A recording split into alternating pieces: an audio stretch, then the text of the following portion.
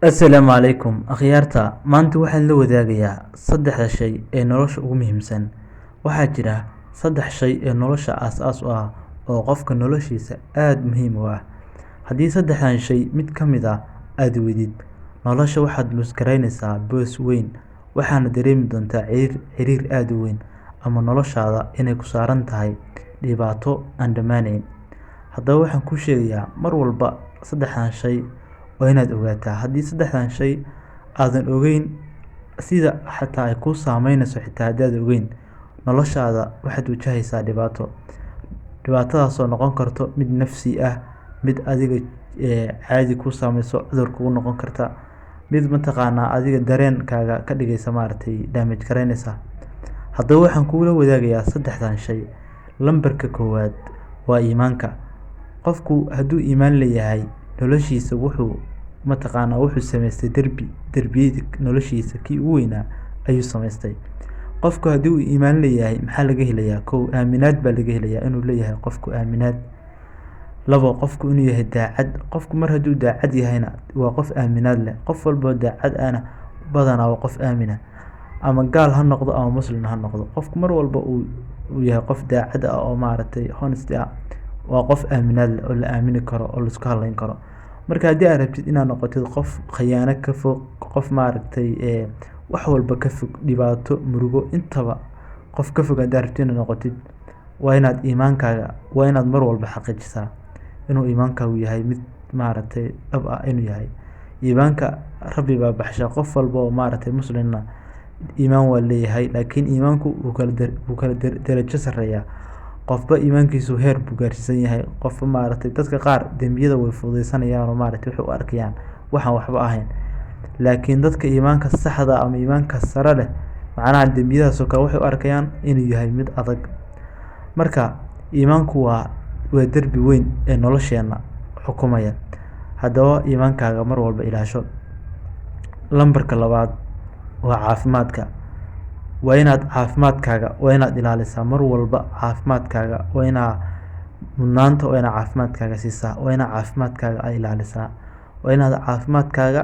Waa inaad dayicin. Waayo qofku waxyaabaha ugu weyn oo noloshiisa uu luskareeyo uu dayaco waxaa ka mid ah caafimaadka. Waxa ugu weyn oo qofka noloshiisa saameyn ku yeeshana waa caafimaad darrada. Haddii caafimaad aad haysanin, noloshaada wax ku yaalla male. Waxaa noqonaysaa qof sariir fadhiya.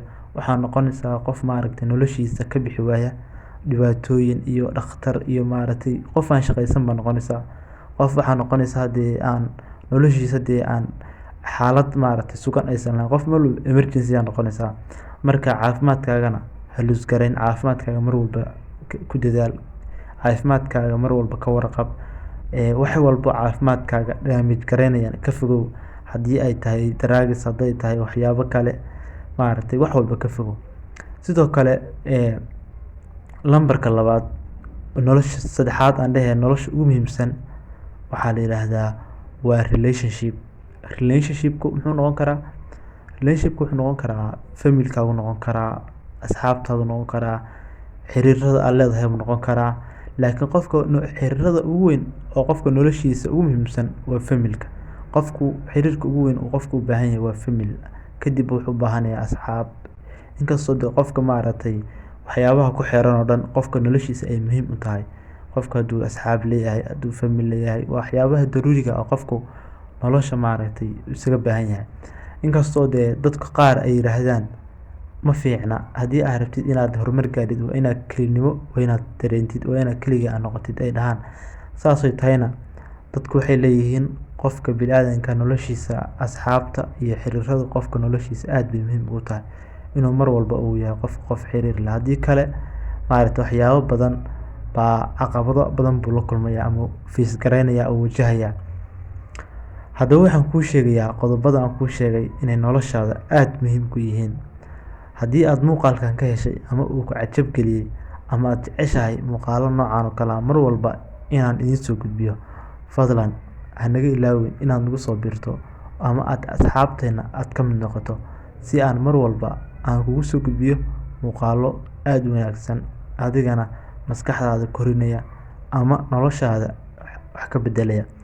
sababtoo ah qofka bini'aadamka hal eray oo la yiraahdo ayaa noloshiisa wax weyn ka bedeli kara.